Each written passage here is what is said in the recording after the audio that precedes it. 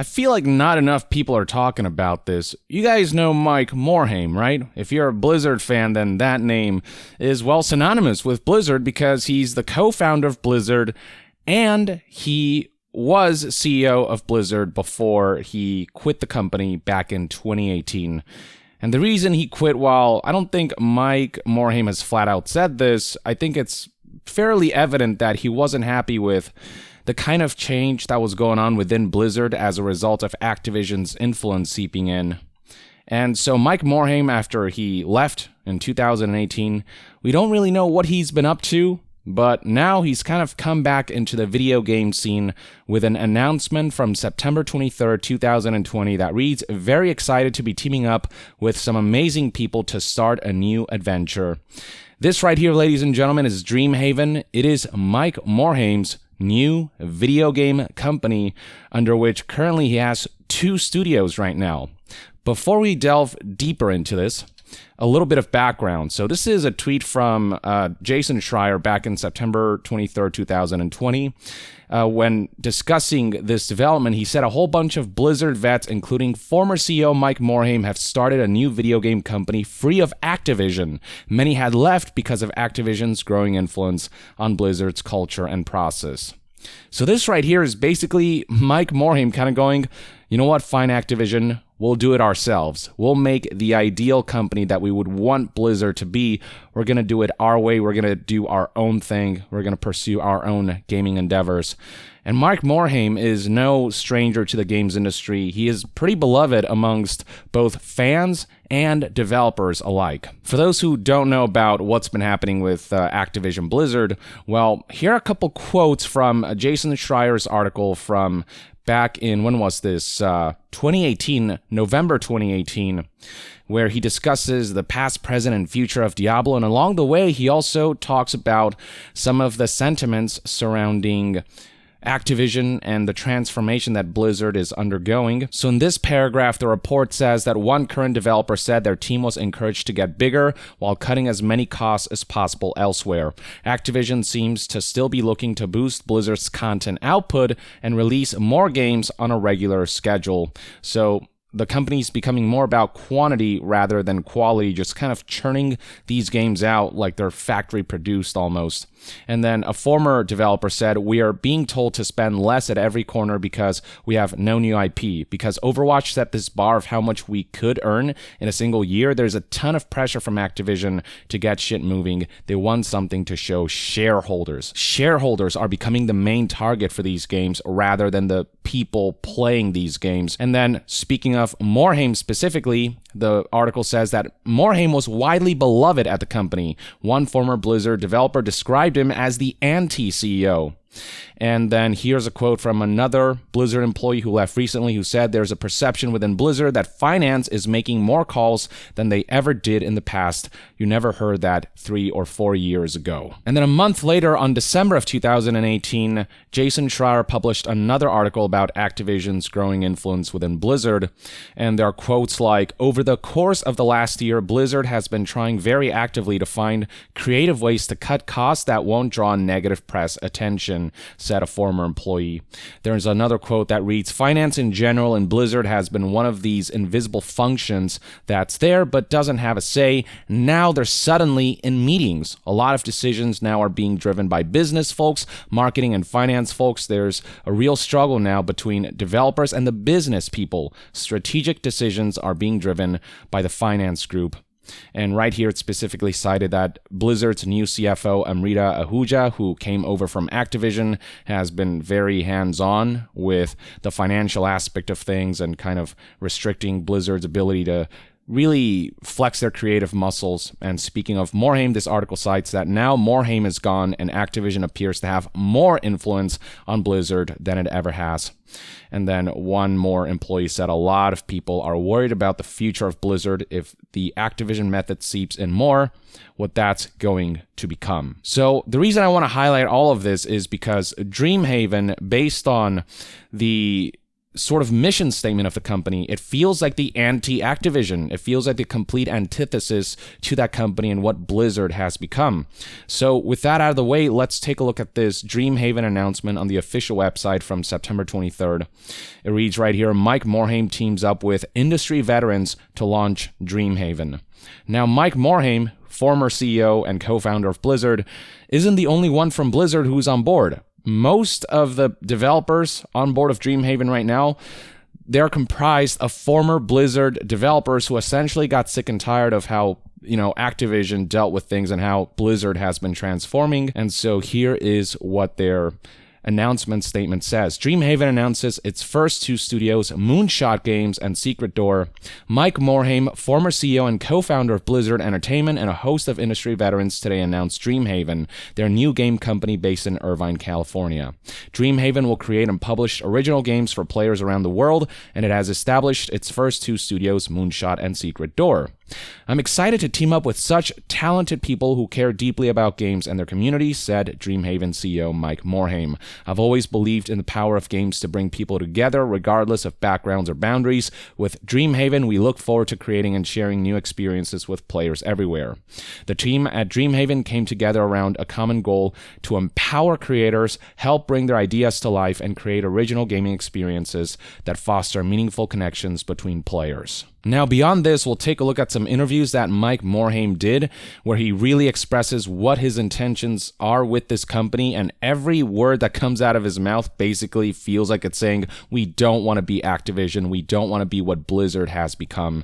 But before that, let's talk about these two studios. Moonshot Games is led by Jason Chains, Dustin Browder, and Ben Thompson. It is stated right here that Chase was previously an executive producer at Blizzard Entertainment, where he led the Hearthstone team. He was a senior director at EA, and before that, led art teams for the Walt Disney Company's game division.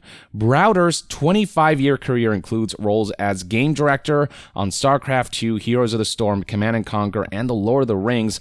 And then Thompson's credits include creative director on Hearthstone, art director for the World of Warcraft trading card game, with additional credits on Dungeons & Dragons and Magic: The Gathering. Next up, we have Secret Door, and this is led by Chris Sigatti. I don't know if that's the right pronunciation.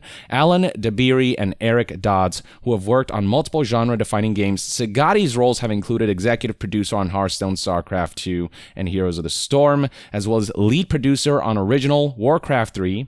Dodds was the original game director for Hearthstone and veteran game designer on World of Warcraft and StarCraft. And then last but not least, DeBeery has filled both technical director and game director roles and has worked on Warcraft 3, StarCraft 2, and Heroes of the Storm. So to have such an amazing team of veterans on board by itself already gives me an optimistic look for this Dreamhaven studio. And of course, the fact that it's being led by Mike Morhaime, that's a big deal. The guy has a really good track record of both, obviously releasing these amazing games, but also just being a good role model when it comes to how to run a company and how to empower creators, and also how to respect customers, or at least strive to do that to the best of his ability. That brings us to some interviews that Mike Morhaime did with various news outlets, the most prominent of which is this interview with the Washington Post. The headline of this article is "Longtime Blizzard CEO Mike Morhaime starting new game studios and publishing company." There are a couple quotes that I felt was worth highlighting, starting with this one. He's committed to retaining control of the company this time, but he doesn't just want to make money. As video games become one of the planet's most powerful forms of entertainment, culturally and financially, Morhaime wants to demonstrate that games are a force for good. This time, he doesn't plan to sell the company off to Activision or anything like that. He wants to retain control and make sure that he's running things the way he wants, and empowering creators and pursuing what I hope will be consumer-friendly practices. They talk a bit about the roles of Moonshot and Secret Door. Moonshot is focused on large projects. Secret Door is working on more intimate, smaller scale concepts. And then right here it states that all but one of Dreamhaven's 27 current employees are Blizzard alumni. So a lot of Blizzard veterans right now. Obviously, they're planning to hire more people, and we're going to see employees and developers from all walks of life. But yeah, the foundation of this company is from ex-Blizzard developers who, I guess, in a lot of ways were disillusioned by what was going on with Blizzard and Activision. And then right here, the Washington Post adds that under Morhaime, Blizzard actively foster a welcoming, positive tone for the global Blizzard community. That is why Blizzard fans are universally Mike Morhaime fans. Just highlighting the positive reputation that Morhaime has maintained. Right here, Sigati, a longtime Blizzard developer, a Dreamhaven co-founder and studio head of Secret Door, he talks about an experience he had during the development of StarCraft 2, where Mike Morhaime looked at, how the developers for that game, for StarCraft 2, were kind of really under pressure to meet a certain deadline, and Mike just said, you guys need the additional time, we should just push this back. So he knew that quality ultimately was what mattered most alongside the health of his employees. And Sigati says right here in a quote that Mike was just leading with what was right by players and by us as developers. That happened time and time again. So this is the kind of man who is leading this new company. Morhaime then talked a bit about his time at Blizzard and that transition he saw from a company that felt more creatively empowered to one that felt more financially empowered, or driven, rather. And right here, Morhaime admitted that even he felt like he was laboring against his own environment. He admits sensing that the focus shifted from how do we make our product the best and how do we keep innovating to how do we keep the revenue coming in at least as much as last year. But with this new company, Morhaime says that he wants this to be a different endeavor. The Washington Post highlighted that as Morhaime embarks on a new journey, he also wants the company to illuminate a new, more positive direction for his notoriously harsh industry. So here's a quote from Morhaime that certainly gives me a lot of hope. We want to make a positive dent on the world. We think that gaming and the global community of gamers can be a force for good. Dreamhaven is hopefully like a beacon to the rest of the industry. Maybe we can lead by example and show that there is a better way of doing things and approaching the business of games and treating your employees and treating your players. Obviously, you have to have success in product creation and success financially to back that up, but that is what we're going for. So this mission statement is just night and day from how Activision has been handling things as of late. Now, of course, actions will speak louder than words, but given this is Mike Morhaime at the helm, given he already has a very positive track record, I fully believe that this is his intention and that he'll do everything in his power to ensure that this is the path that the company takes, and I really hope that they stay true to this course. Further reinforcing Mike Morhaime's sentiments is this interview that Games Industry conducted with Mike Morhaime and various members of this Dreamhaven games publishing company.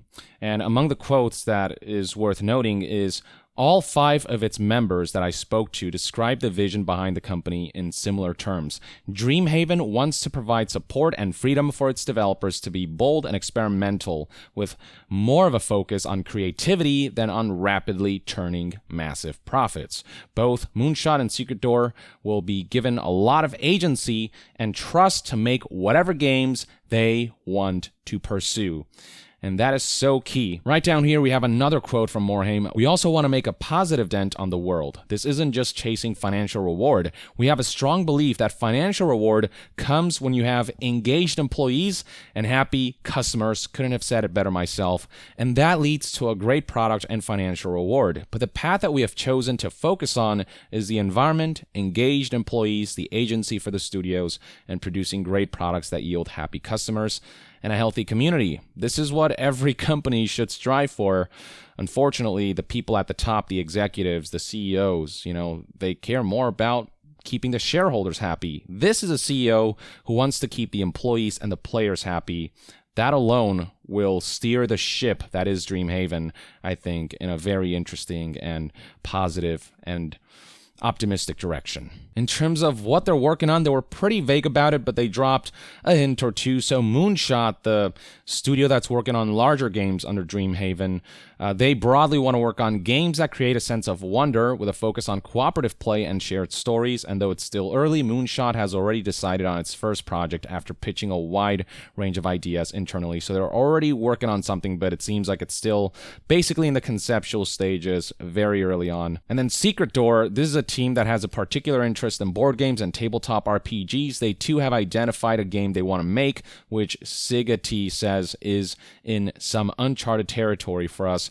It sounds like on some level it is going to be a role-playing game of sorts inspired by tabletop RPGs and board games. We'll see how that turns out. And then beyond that, the article notes that a bunch of these former Blizzard employees who have joined Mike Morhaime in this endeavor, they were drawn to Morhaime's venture both due to their comfort working with their fellow former Blizzard colleagues, as well as trust in Morhaime's leadership.